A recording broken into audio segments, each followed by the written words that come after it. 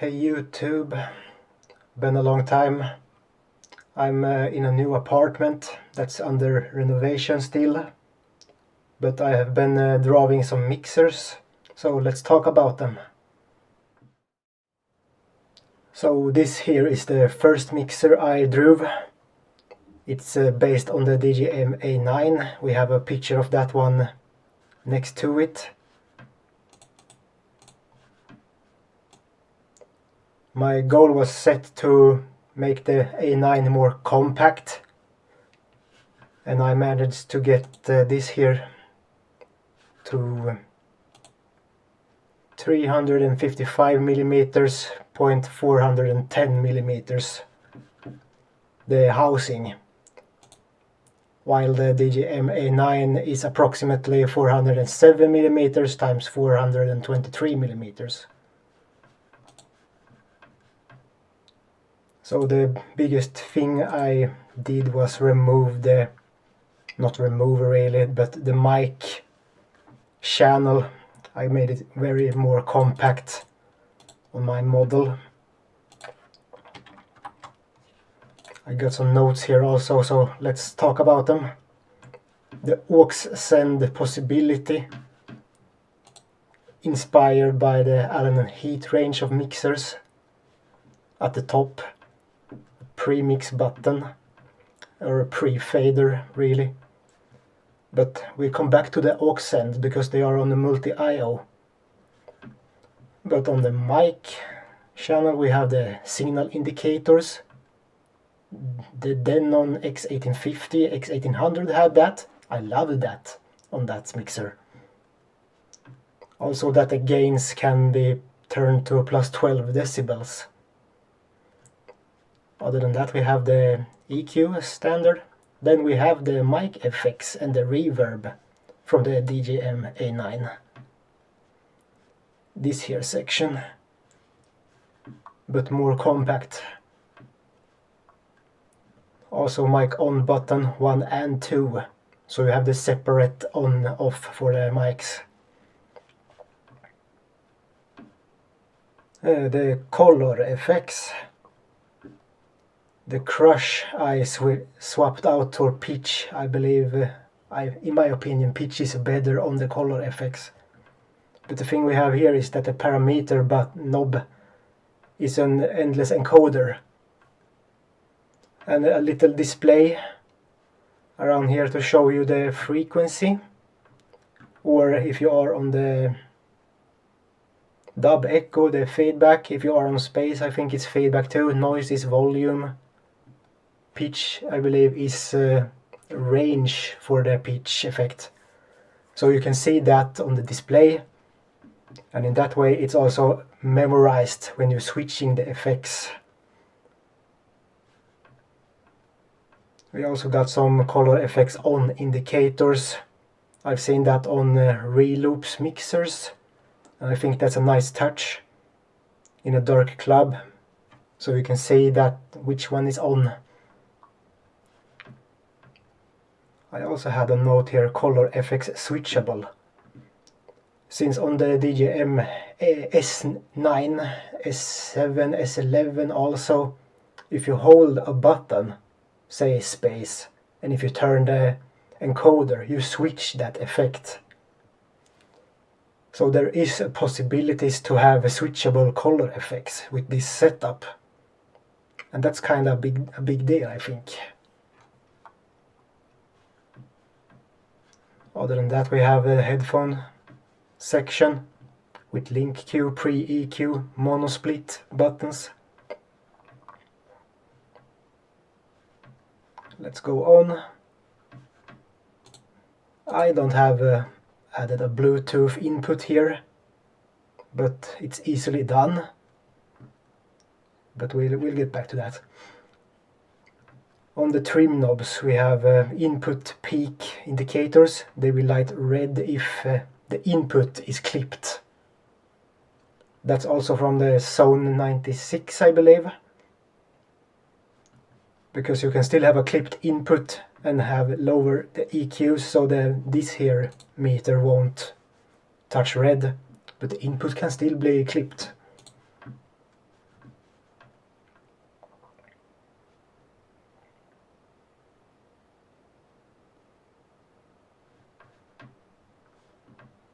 The channels are normally like what you would see on the Pioneer mixers.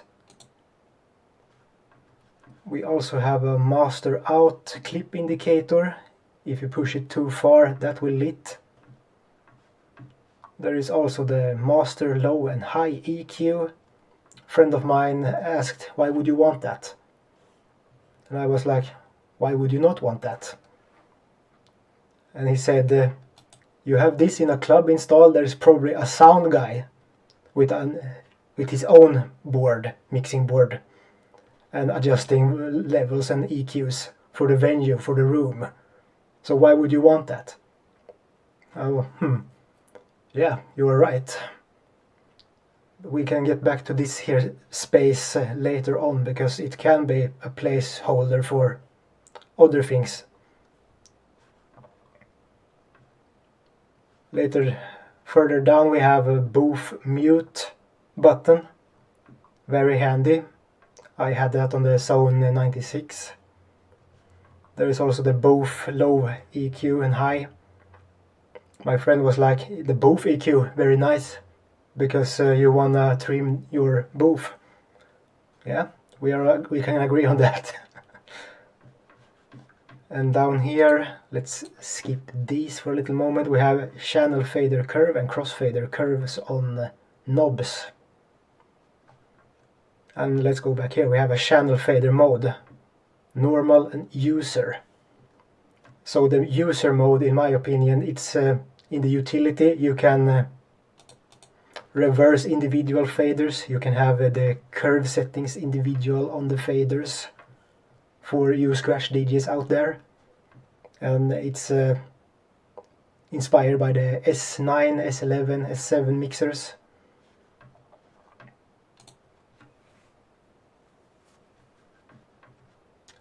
Advanced send return set routings on the multi-IO.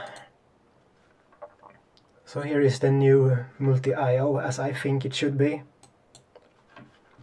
So you can switch it to the 1/4 inch jacks, have it on the USB like usual. The send type here, you can have it to aux send. So if you have it to the left, it will be these knobs controlling the sends, including the pre-mix, pre-fader button. If you have it to the right, it will be the send return. Then these buttons will choose this channel you want to send. This is like on the beat effects section of the A9.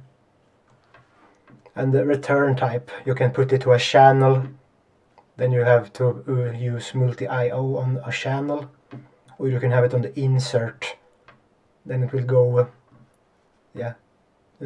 standard send return out and back to the channel. But if you have it on the master, I think it should be directly on the output, like a master insert. We have a return level here, and with a signal indicator here as well. Green when there is signal and red when there is clipping, or probably close to clipping instead. You don't want to clip.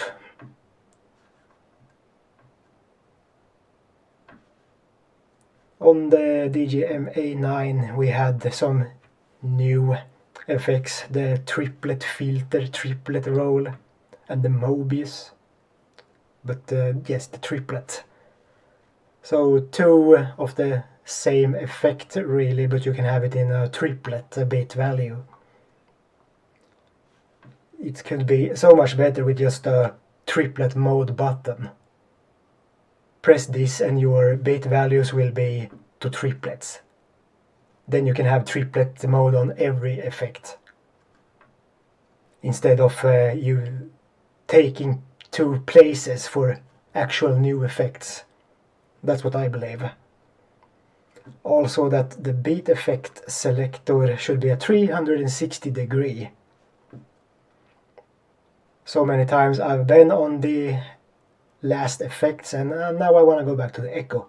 So all the way back. If you have it like this, you don't only get two more effects, but yeah, from the vinyl break to the delay or echo, you there. I got some utility notes. Phantom power for the microphone should probably be in the utilities, because the real estate for buttons got lost when I made it more compact. So that's one solution. I have been thinking about indicator for it around here, because there is some real estate, but not a good real estate for buttons, but some kind of indicator, because this indicator is in the same level here. But I'm trying to get it to look good.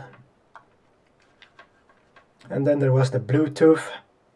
As I said, it's easy to add an input for the Bluetooth, but you still need some controls for it. So probably in the utility, or if you remove the master EQ. Is it necessary? Let me know what you guys think. Because this real estate here could be buttons for the Bluetooth, and maybe the MIDI as well. Maybe the phantom power as well. Those are the last notes I have. MIDI clock in utility, or probably on this real estate. Color effects center lock. That function would be here instead on the DJM A9. The center lock, locking the center position on the color effects. That could be in the utility as well.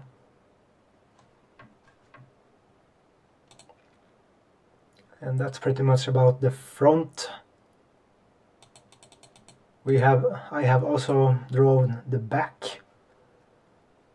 So we have the A9 back picture. And it's pretty much the same, just more compact. The USB sound card is on the back on this model, because it's more compact. And probably a more budget version of the A9. And one thing I think must be on all future Pioneer gear. The link should be two-way, so you can have your CDJ on this here side go in here, the next one go in there. It's the same thing on the CDJs maybe, so if you have 4 CDJs, this one goes to the mixer, this one goes to the next CDJ, on the CDJ on this here side, same on the other side. That's what, in my opinion, should be. The Wi-Fi antenna thingy on the DJM A9, no. I don't see the big use. And especially if this model, more compact one, should come out as a more budget alternative. But it's very pro still, I think. It's a more compact A9. I choose to call it the Ultra Pro DJ Mixer.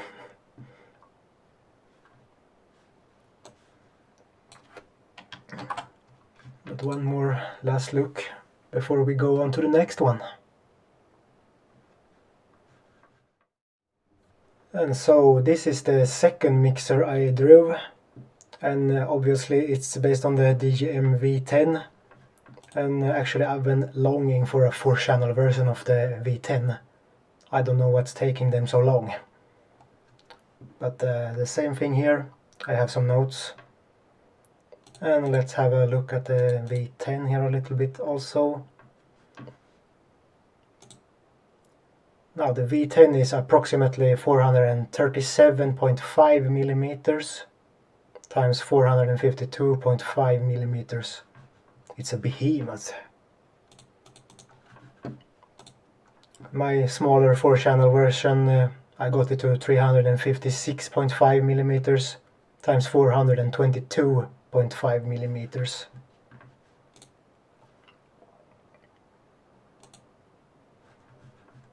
So yeah, the USB and C combo jack, like on the DJM A9, The A9 had two of these sockets. I called it the Techno Only DJ Mixer because many people say it's just for techno. But yeah, the combo socket, and one of them, because this is supposed to be a smaller, compactor budget version in a way also here. Other than that, the mic section is pretty much the same. The effect select button is gone because I drew it like on the beat effect section like on the A9. But I've thought that it should have a bandpass filter. When the V10 came, a lot of people said, why can't you have a bandpass filter if you press like the LPF and the high HPF at the same time? So I solved your problem here, or your gripe. Bandpass filter button, there is space for it, so why not? The send effect, the built-in, there was 4 they said on the V10, but there was a long delay and a short delay. So just combine the delay into one delay. You can have the timing as the short on the first half and the longest on the long half. It's not a big deal actually. And there is one external send effect. I removed the master level, what was it called? The master mix. Because the master mix, if you don't want it to the master mix, just put down the master mix level. And also if you have it to channels or anything else, you can make it that selector turns off this knob master mix level. Simply put, there was, I believe, real estate to have 2 buttons here, but at the same time this screw here should be here, I think. The headphone section is like the V10, strictly taken from the V10, yeah.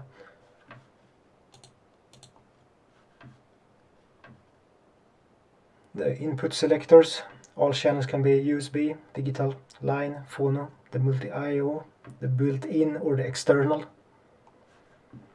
And when I was thinking about what should we remove from the V10 to make it more compact, I believe that the 4-band EQ, the compressor per channel, that's what makes the V10 the V10 of V10, like what makes it stand out. So that's what I wanted to keep. So I kept the compressor and 4-band EQ per channel. Further down the filter section, the beat effects selector is gone to make it more compact. The send effect by those buttons here.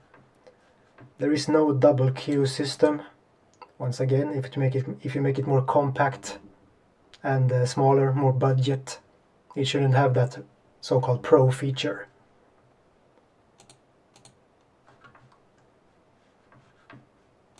Checking my notes.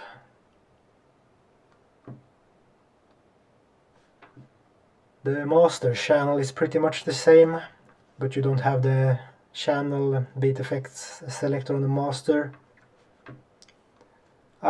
Because I removed the second Q circuit, I changed the button for it to mute on the booth. And from my previous drawing, channel fader curve and crossfader curves on knobs. These knobs were for the second Q on the V10.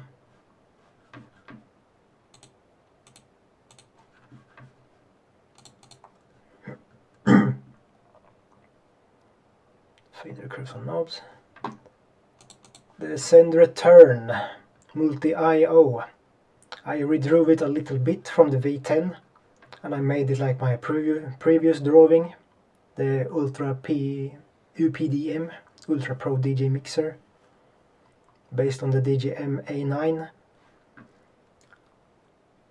But on the V10 you had this button to change between 4 modes: USB insert, 1/4-inch jack to a channel 2 or 5.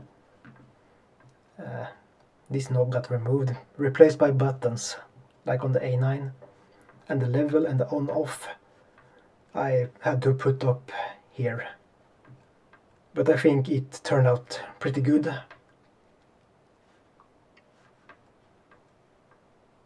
And the same thing on the what I did here, since I removed some, what was it? The fader curve buttons on the V10. I thought, let's have the triplet mode here for the beat effects. And I even show it active on the drawing I have. Triplet mode is active, so you get triplet values for the beat effects.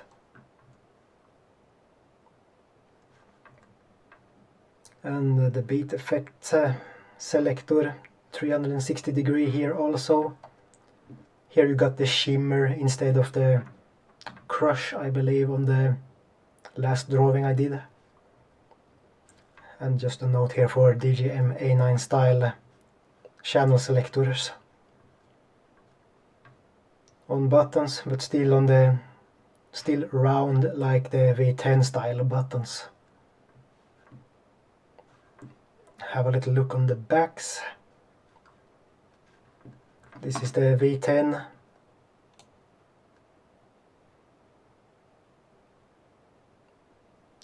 The MIDI out I didn't have real estate for,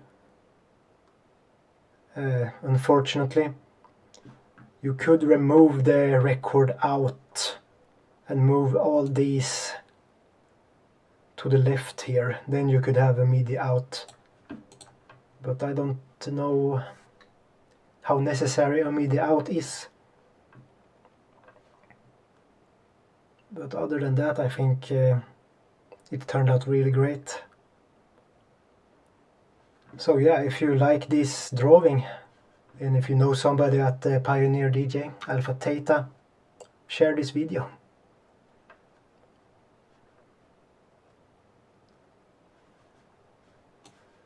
One last look on the whole thing. Man, I'm longing for a 4-channel V10. And I have one more thing, so let me just get it. So yeah, I also did this drawing after I did the Techno Only DJ Mixer. And it's more strictly a 4-channel version of the V10. I got some notes here as well, but 4-channel, compact, more budget. So only one USB and AC combo jack here also, but still the bandpass filter can be here, I think. Now you got the master mix button because you have 2 external effects.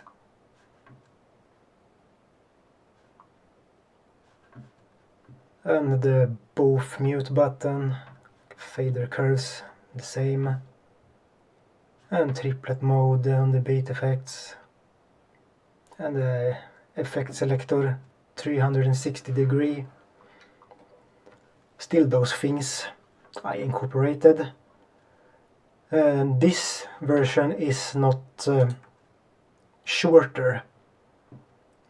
It turned out the same width as the Techno Only DJ Mixer, but it's like the V10, 452.5mm deep, the housing. But it really is the strict 4-channel version of the V10. With the isolator still here. The multi-IO section is the same. You got the channel selectors on the channels.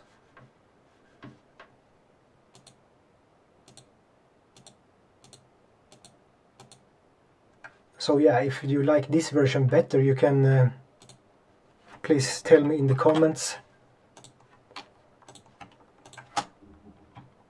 I think both are in the view for you now.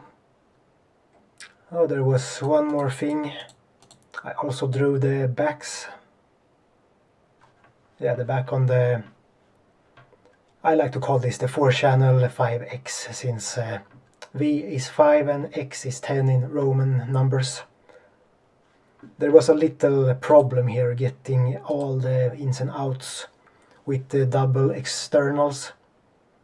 I have forgotten to add 1 and 2 here, I say now also. The record out had to be removed to have the second external inputs. And also the dual link here. But still the MIDI, I couldn't have the MIDI socket. I have to remove something more if I want that. But this is pretty much the things you need. Maybe if this is supposed to be a more budget alternative, the digital ins and outs can be removed. That's a lot of real estate. Then you can have the record out back and you can have a MIDI. Just brainstorming. So now one last look on this, and let's move on to the next drawing. So when I was happy with the 4-channel V10 Techno Only DJ Mixer, I went back to my Ultra Pro DJ Mixer and thought, can I make it more compact? And so I tried, and I got it down to 320 millimeters, 0.370 millimeters. And I was like, isn't that the 12-inch measurements for mixers today? And like, holy shit, I got a lot of things in a very compact form here. But, so yeah, from the Ultra Pro DJ Mixer, it's 4 centimeters shorter. And what was the width? 355 down to 320. So 2.5, no, 3.5. 3.5 centimeters. But I still got very much from the bigger sibling here. Let's check my notes a little bit.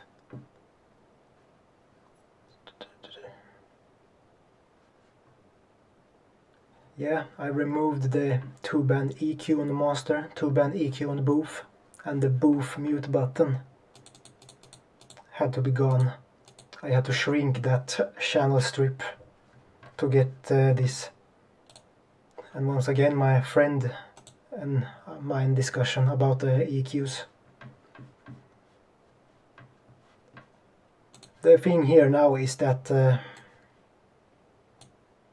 between knobs there is 35 millimeters and 30 millimeters.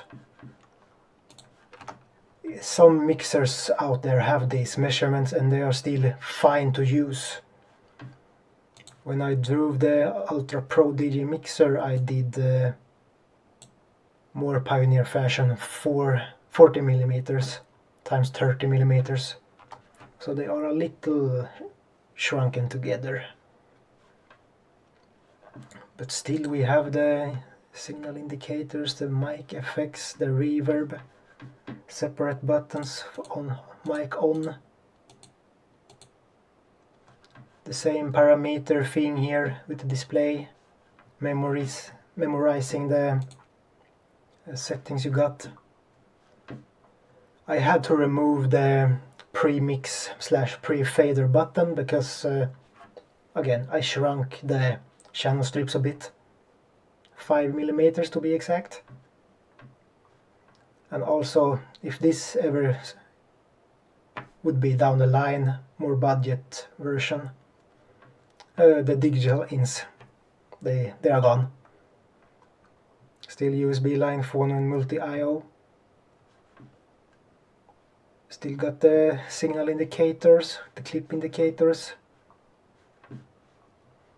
Up here I put the send type for the aux or send return. Master level, clip indicator, both level. We still got the channel fader mode, normal or user, on this more compact version. The multi-IO had to go back to the knob for selecting the channel you want to send return. So the thing here is that if you have it on aux send, these knobs are active. If you have it on send return, this knob is active. And we got the return level with signal indicators. And this more compact mode selector that I drew on the Techno Only DJ Mixer before. So the button in the middle, and it chooses the mode. USB, 1/4 inch jack, to a channel or the insert. So it's still pretty advanced for a compact unit. And the beat effects, they are like the same on the bigger one. Triplet mode here, 360-degree selector, beat effects selector. And here you could still have channel select buttons.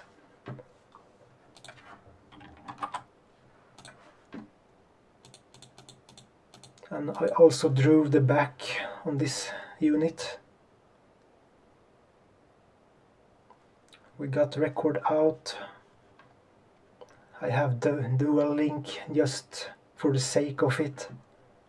And like I said before, the digital ins and outs are gone. Needed the real estate. I believe I had to push the ins and outs normally also closer together. The mic is usually between the RCA inputs and the XLR combo. It had to be put down here instead to get everything, or as much as possible, in it.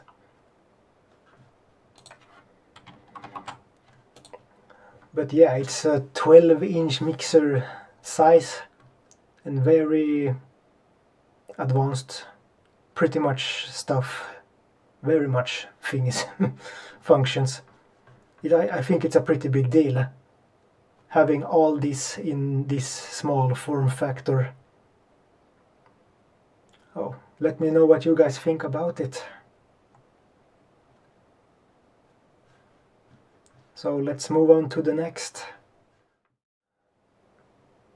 So now we are going away from the dreamland of Alpha Theta Pioneer DJ. This here is an analog DJ mixer. And it's inspired by some mixers. I got them here. The Zone 96, the Model 1 next to it, and also inspired by the new Eclair Nuo 4.0F. It's very much alike layout. The layout is very much alike the Nuo. And as always I have some notes. These also have a block diagram. It's a 4+2 channel analog DJ mixer. 1 to 3. Channel 1 to 3 is with phono input. And the fourth channel is switchable to mic.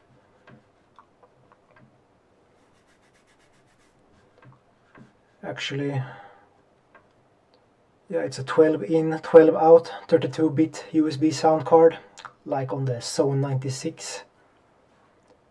3-band EQ on the 4 main channels, parametric EQ on the main channels, like on the Model 1, where you can lock in the frequency and cut or boost.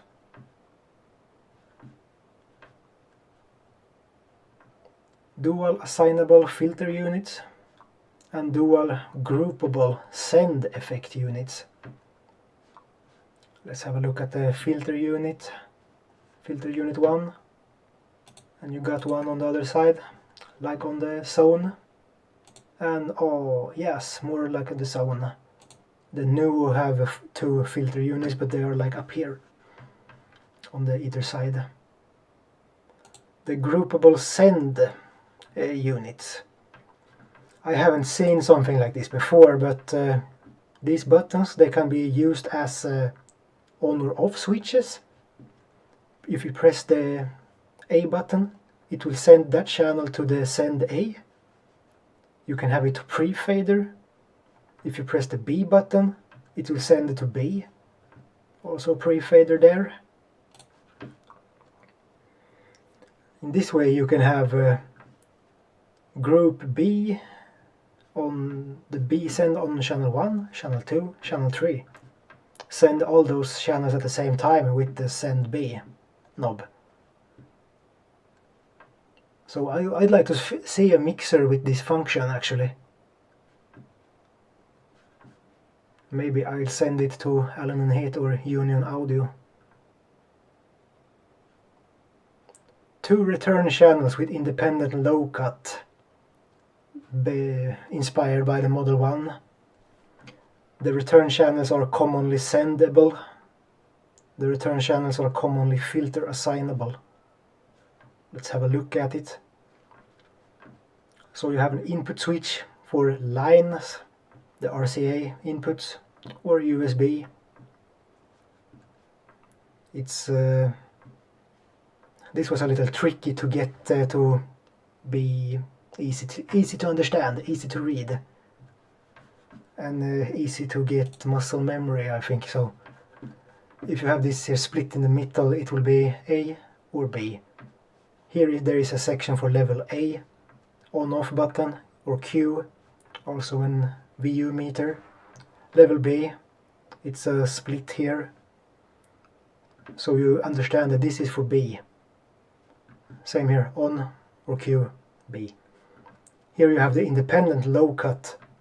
I just put it on 100 Hz to have something. But here is a split in the middle, so this is for A, this is for B. The common side of things are the send or filter assign. So this is one block in the whole block, that's for return A and B.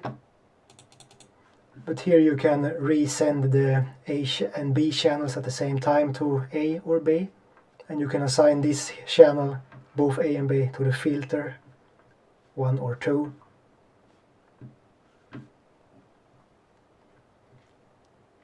We got the master insert FX loop, 2-band master and booth EQ, both out on XLR.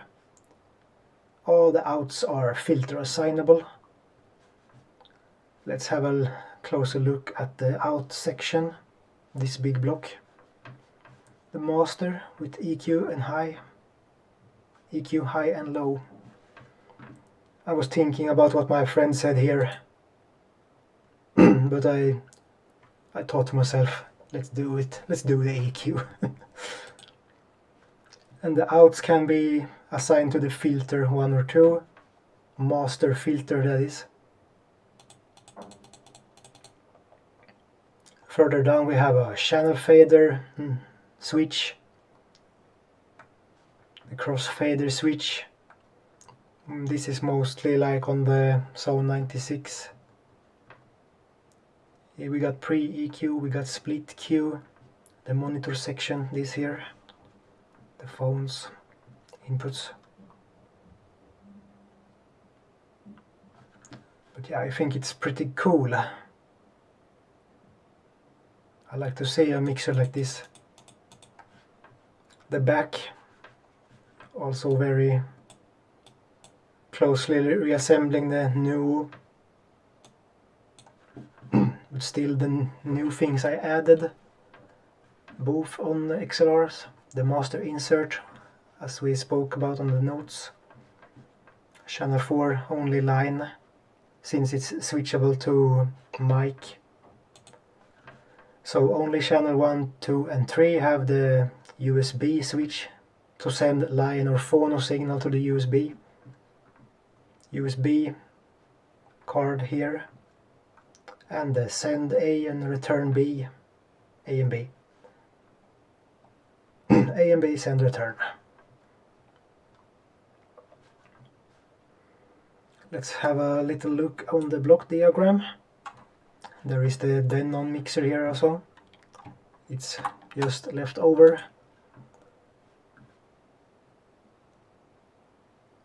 Probably can't read a lot, but it's based on what I could find on the Zone 96 and the Model 1.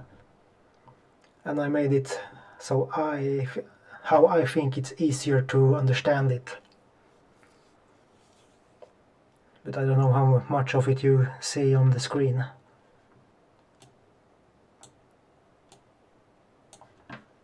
Anyways, let's have a last look on it. Did I forget something? I think we covered it all. Other than that, maybe if you are in the game, you probably recognize and understand what most things can be. So yeah, that's what I have been drawing. If you got this far into the video, thank you so much. I hope you liked what you saw, and please let me know in the comments what you think about the drawings I made. And if you know somebody at the Pioneer, Alpha Theta, Allen and Heath, share the video to them. Maybe we can affect what product will come in the future.